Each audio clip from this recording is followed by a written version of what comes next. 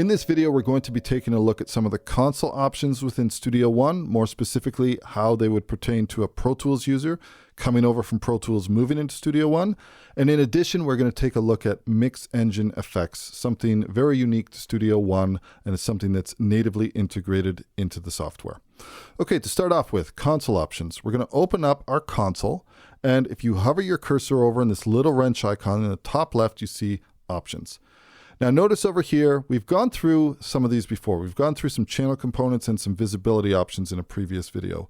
The only thing I'm going to repeat in this case is I would really advise making sure that link visibility of track list and console is selected in addition to link expansion and visibility of folder tracks. I think that'll make the most sense coming from Pro Tools into Studio One in terms of it working the way that you would expect. But now let's take a look at these four options over here. So first of all, keep effects channels and bus channels and VCA channels to the right. So for anybody who's ever worked with Logic, this is something that's familiar. So for example, I'm going to attention select my bass track. So my focus is on the bass. I'm going to right click, let's add a bus channel. Right now, let's go to this track. Right click, we'll add an effects channel. Now we'll go back to this track, right click, and we will add a VCA channel. Notice that with all of the channels that we added, even though our focus was over here, that as we added the channel, it would shift over to the right. So for anybody who's ever worked with Logic Pro, this is a similar behavior in terms of how their effects returns work or their bus channels. And I think some people really appreciate this, especially for things like maybe they want to have all their effects returns all the way to the right all the time, or maybe they want to have all their buses, whether those are subgroups or a mixed bus or whatever the case might be, they want to have those to the right. If that's the case, no problem. Then just make sure that this one of these preferences is enabled, and then that's going to sort you out. Now, if I try to click, hold, and drag to move these, notice that I am not able to move any of them. But if we deselect these three options right over here, and now I click, hold, and drag, and I want to reposition these, I can now reposition these freely. And another thing to point out is, like I was mentioning previously, let's move this one here just for a second. If my focus is on a particular track and I choose to add a bus channel, then that channel is going to show up directly to the right of the channel that I had in focus. So that to me is very similar to Pro Tools in terms of creating an aux return and having the aux return show up in terms of its order directly beside the last selected track that you had or that you had made. Okay. With that all said and done, let's get rid of some of these tracks over here. I'm going to just click a shortcut over here. We can right click. It is remove track, and that is Shift T. Let's get rid of our VCA channel as well. Okay, something else I want to talk about. Let's remove this and let's start from scratch again. Now, this last preference over here, let me see where it is. Whoops, that's the arranger options. Let's go to our console options. Preserve order of channels within folder track. This is very much something that will depend on how you like to see your flow of audio. I'm going to start off by deselecting this, but I will also make note of the fact that by default, I have this selected. Now I'm going to explain why. So let's take all of these tracks over here and let's send them to a bus. So I'm going to right click, I'm going to add a bus for selected channels. Now, if I come from Pro Tools, in terms of the way that I would always work is, let's say that these were all drum tracks, or let's say that these were all my tracks that I wanted to go to a submix, to be a mix bus, if I wanted to mix through a bus or an aux track in Pro Tools terminology. If I was doing this, this is the way I would see my signal flow. I would have all of my tracks that would pour into an aux track, or in this case, a bus channel. Now, I very much see this as making sense in terms of the order of the signal flow, right? We have our tracks, they go into bus one is here, bus one goes to main outs, and main outs is down further on down the line. Now, what happens though when we incorporate folders into the equation? So I'm going to hide my console for a moment here. Let's select all these tracks. I'm going to right click and let's pack a folder. Now, within this case, I'm going to take this and let's link this folder to bus one. Okay, so now we have bus one and we have a folder track.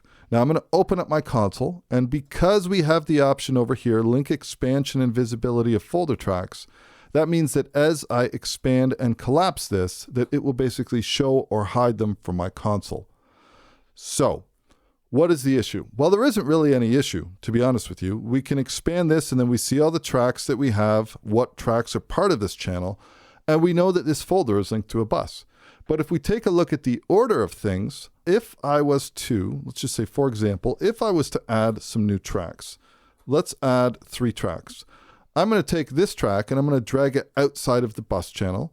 And let's take these 2 tracks over here. I'm going to close my console and let me drag them outside. So now we have track 7, bus 1, which is linked to a folder which has a bunch of tracks in it, and track 8 and track 9.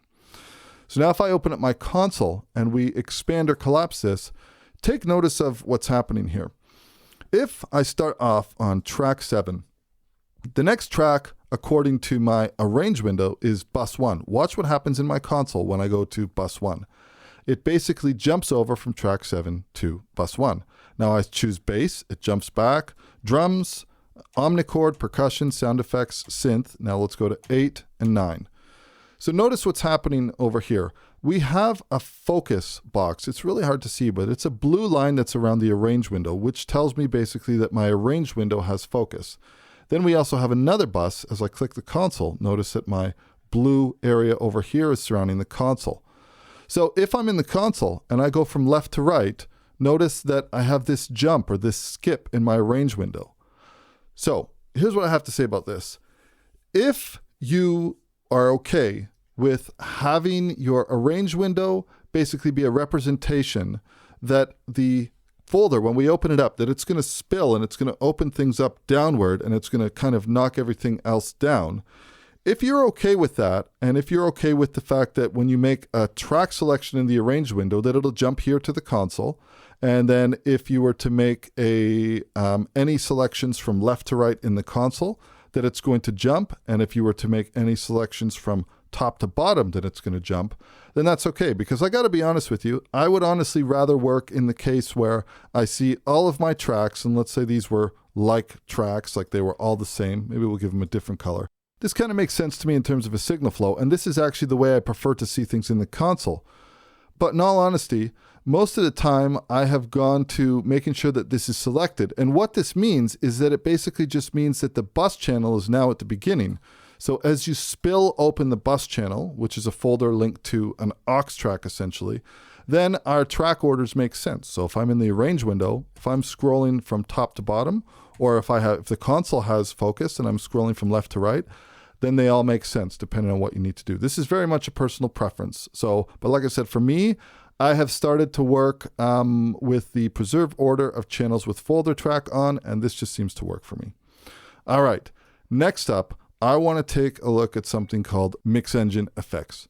So in order to do this, let's get rid of these 3 tracks. We don't need these. And also let's get rid of this aux track, and let's just work with these tracks as a starting point. And we'll get rid of this as well. So we're going to remove everything. Let me make sure my console options are the way that I like them. Yep, we're good. Okay, so basically with mix engine effects, the easiest way that I can explain this is think about a combination between Avid's Heat, which basically allows you to change the sound of the individual tracks going through the console or the mixer at an audio engine level, and kind of mixed with Universal Audio's Luna summing. So they have their Neve summing, their API summing, and things like that. The best way that I can explain this is that it is a mix between both of them. Now, in terms of the timeline of when these came out, these were released in Studio One version, I believe it was 3.2, so that's probably somewhere in 2015. So they have been out much longer than Universal Audio's Luna, but I do believe that not as long as Avid's Heat. So if we were to kind of divide these tracks up into separate groups, and let's just color code things to make it easy. Let's say that I wanted to do something like this in terms of dividing these up into different colors. Now, if we take a look at our main outs, notice that if we take a look at the main outs, and also let's add a bus channel for each one of these. So I'm going to add some shortcuts, or rather use some shortcuts. And let's take a look, if we expand these flaps over here, notice that on the actual bus channels and the main outs, for example, that we have this option over here called mix effects. Now on the audio channels themselves, or the tracks, we don't actually have this option. So if we click this, even in the inspector, we can see. Now, I'm not going to go into a huge amount of detail, but what I will do is link to certain videos that discuss working with mix engine effects in maybe a little bit more detail. But what I will say is this, is that we have a bunch of different options here. So we have an Alpine desk. You can see this is kind of reminiscent of an API. We have a Brit console with different modes in terms of styles. We have the console shaper. This is a free plugin that ships with Studio One. And this was the very first mix engine effects that they had. I used it at the very beginning. I don't use it anymore. We have CTC One, which was the second one that they released. This is a mix between 3 styles of consoles. You can see this is kind of like a Neve style, Abbey Road. Custom, which is kind of like just a modern console that adds, you know, a nice little smiley EQ curve in addition to some different saturation and harmonic distortions.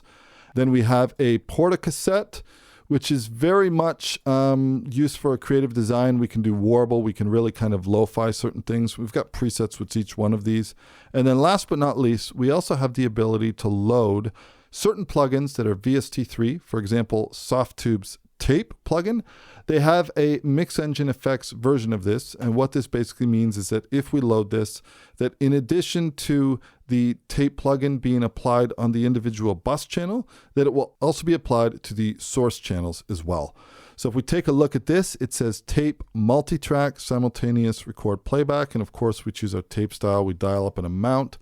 Now, the thing to point out about mix engine effects is that they're all top-down style plugins. So what does this mean? Okay, basically what this means is that if you add them to a bus channel, for example, that they will apply to that bus channel in terms of having some processing that's happening on the bus level, but they will also go back to the individual track level upstream, and they will be applying to those individual tracks as well. So for example, if we take a look at the bus 1 over here, you can see that we have this icon over here, which indicates we have a mix engine effects. And then we can see these 2 tracks over here. They have this little LED, which means that these are being processed by Softtube's multi-track tape. Now I'm going to go to something, for example, I'm going to choose CTC One. This is the main one that I was using before they added the new desk models, which is something that they added somewhat recently. So for example, if we take a look at this and I was to solo this out, so we have the drums and the bass. Let's go to a spot. So we have the basic areas where we can add drive. I can boost the drive if I want. Also, we can add, let's take the boost off. We can add noise. So when I stop, we actually have noise that's being generated. We have a noise gate as well. Generally speaking, I don't add noise. We also have crosstalk. This really comes into play when you have channels that are beside each other and maybe with different pannings. You have the crosstalk behavior modeled of analog circuitry.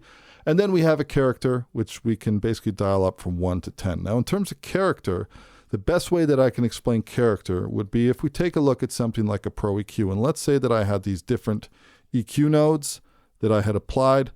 Let's call this, you know, a character adjustment. If I took the gain and I increased it, we're amplifying this character. If I decreased it, we're kind of flattening it out. That's the best way that I can think of to explain what character does. So with all that said, we can have a basic understanding of how this works. The way that this was designed is essentially, like I said, this is a top-down thing. So what you could really do, in all honesty, is you could come over here and I could say, right, I want my whole mix to go through a Brit-style console. Maybe we'll do something modern, and I want to engage the drive, and I want to push the drive, and maybe I wanted to add noise, or I can add crosstalk if I want. I can mix between second and third order harmonics, so even or odd, or warm, or kind of edgy. And then I can adjust the character. Think of that like those EQ adjustments, and then my master, right? So I have the ability to, let me just, this is our master, which is affecting everything. But you can see from this icon that all of these individual tracks are being affected by this one plugin that's sitting on my main outs. Go to third order. Let's do the boost. This is boost 1. Now we're just crushing everything. Now we also have 2 different gain compensation modes in terms of the gain that's added by adjusting the drive. We can either compensate for the gain on the bus level or the channel level. Generally speaking, I usually choose to leave this on the channel level in case there's any dynamics or something like that I want to mess up my thresholds. But basically, this allows you kind of like a really simple approach to getting your mix started.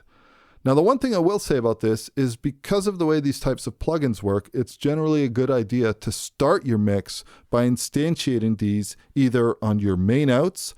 Typically, I don't actually mix through my main outs. I would most likely take each one of my bus channels like this, and then I would route each one of these to a mix bus. And I might call it something like mix bus.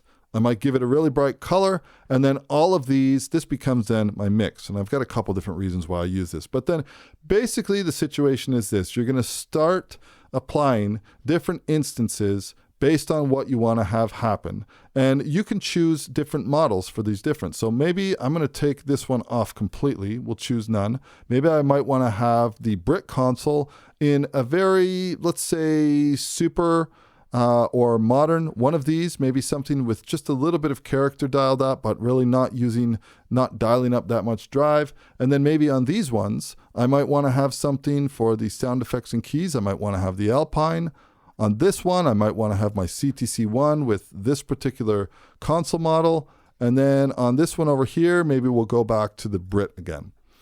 Now, like I said, this ends up making a cumulative difference. So with that being said, I want to actually hop over to a song where I have a better representation of what this does. So this is a song that I was mixing maybe a few months back now, maybe 6 months ago. And basically what I wanted to do is, maybe one thing I want to point out really quick. In Studio One, you can have multiple songs open. If I want to open a song, I can just click open. I can go over to any one of my songs that I want to have open. And then all of your multiple songs that are open, you can just scroll between them. Also, you can go to the start page and choose one. You don't have to worry. You don't have to close another session if you wanted to open something. So when these first came into development, basically what I wanted to do is give them a try. And like I said, the way that I would mix with these style of plugins is that basically before I was even turning to EQ, to boost, or to cut anything, basically I'm choosing different console models with different settings, and I'm applying them to my bus channels. So if we start all the way at the very end, notice that I have a mix bus where I'm using an instance of Brit console over here. The drive is engaged, but no boost and no additional drive. It's in a modern context with a blend of harmonics, and I've dialed the character up a little bit with no gain adjustments, right? Now, from there, each one of these instrument groups, which are bus channels, they have their own settings. So this one, I've got my drive increased, I've got this set to more second order harmonics, and I've got even more character. All of these have individual settings. I'm using Brit console in most situations, just dialing things into taste. This track over here, what do we have? We have, again, drive at 12. We're using the modern character in between here and 10, so that's almost maxed out. And then on my snare subgroup, because we have a snare top, snare sample, and a snare bottom, all of these are being affected by, again, a Brit console. And then in this case over here, we have the kick. And I used an Alpine desk for the drums. So the Alpine desk, boost enabled, +6, dialed up the character. In this case, I'm using a bit of crosstalk and the transformer setting set to over here. So now what I want to do is for a moment, let's just hide all of our audio tracks. So we're just looking at the bus channels that make up this mix. Now, in terms of processing on the drums, I do have some parallel compression and some EQ. And on the mix bus, I basically have just my bus compressor, which is my warm audio bus compressor, which has got the transformers engaged and some very light compression. Now let's take a look at what this can do to a mix. So what I'm going to do is let's go first to this section over here. And we will, to start off with, let's play with everything disengaged. So I'm going to deactivate each one of these. And one easy way we can do this is bring up our history. Now our history is basically here. And let's have a listen to everything deactivated from this spot.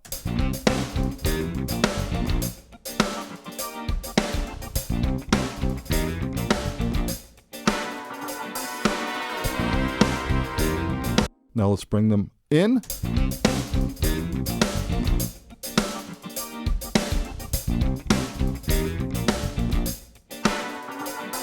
Out. In. Now I'm going to go to the chorus over here because this is a bit more emphasis on everything. But if we listen to the cumulative effect of all of these deactivated and activated. Let's have a listen.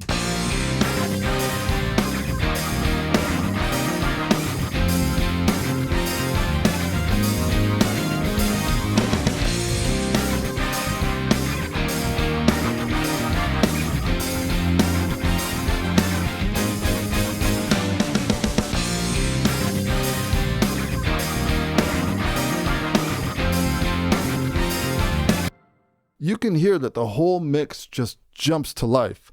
And there's a reason for this. It's basically because I chose some settings that made sense in context of the song. I dialed in whatever console emulation I wanted, the amount of drive, the amount of character, if I wanted crosstalk. And then after that point, I'm actually doing my mix. So my static mix has been done through these mix engine effects. But the thing to point out here is that keep in mind, if we take a look at our audio tracks, there's really not much going on. I mean, in this case, I may have done a little bit of EQ here. Okay, so I filtered off some low end of this. I did add tape as an individual plugin to soften some of these tracks, but in terms of EQ or dynamic EQ or anything like that, I'm actually not doing anything. So anything we're hearing here is quite simply a result of the cumulative effect of these mix engine effects and how they are processing the individual tracks. And like I said, this is all a top-down approach. It starts with the mix engine effect from the very last track in the signal flow, but it folds down into the very beginning of the mix. We'll listen to another quick A/B on this particular section. We'll start off with it deactivated.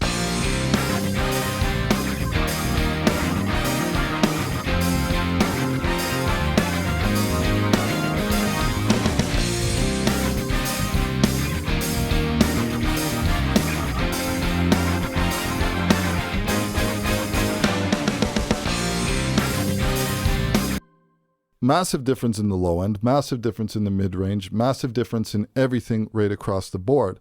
Now, the thing is, though, I'm not doing a massive amount of processing in terms, I'm not pushing things with 18 dBs of gain. I'm basically doing everything to taste. But even if we just take a look at the very last one over here, and I activate and deactivate this,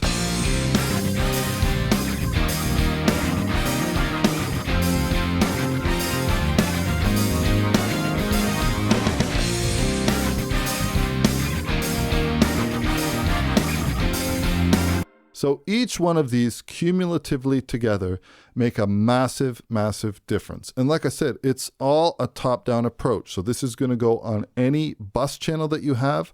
Think of your subgroups. And if you're running a mix bus, you can think of that. And it's amazing how much this one plugin, how much of a difference that this can make. And in terms of CPU performance, I got to say, it's not that bad. Doesn't use that much of CPU resources. And I feel like mixing like this can get you to a better starting point before I've even considered really fine-tuning my panning or adjusting things, maybe dynamic EQ, subtractive EQ, sweetening, additional saturation. I'm already hitting my tracks with a nice little bit of fairy dust before I've even started my mix. So that is console options and mix engine effects, really unique to Studio One. We've got some fantastic options available right out of the gate that ship natively from PreSonus. And then certain third-party plugins, like for example, Softtube Tape, those can be used as a mix engine effect as well. The way you're going to know is just quite simply by seeing what you have in this menu here. That's it for this video. I will catch you in the next one. Cheers.